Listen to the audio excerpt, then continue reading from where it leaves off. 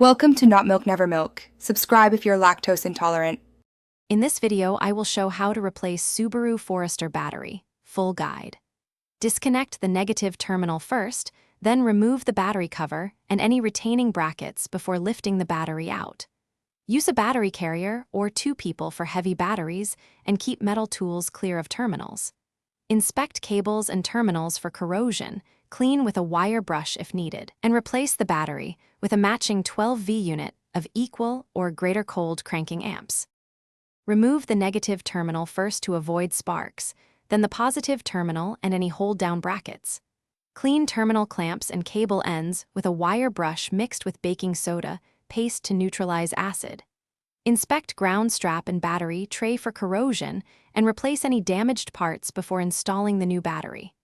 Apply dielectric grease to terminals to slow corrosion, tighten connections snugly, and ensure cables are routed away from moving parts and heat sources. If you're finding this video helpful, please subscribe and like, it really supports the channel. Quick recommendation. The Echo Dot smart speaker brings hands-free tunes while you work, lets you set timers for battery soak, and keeps instructions handy without touching your phone. It's small, affordable, and great for your garage workspace. Check the description for the link and other deals, and now let's get back to the video. Start with the negative terminal, then remove the positive, and set terminals aside to avoid contact. Loosen and remove the battery hold down and lift the battery straight up using a carrier or a second person.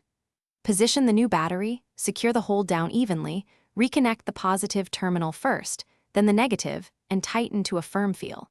Test the vehicle by starting the engine, check electronics for resets, and dispose of the old battery at a recycling center.